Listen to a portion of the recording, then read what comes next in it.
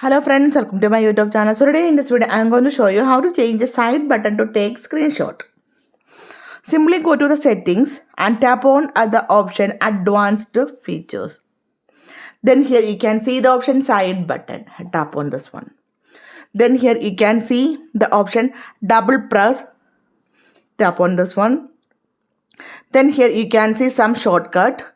Then from here you have to select the option Samsung capture. Then you need to select the option screenshot. Now make a double press. You can see the screenshot is captured.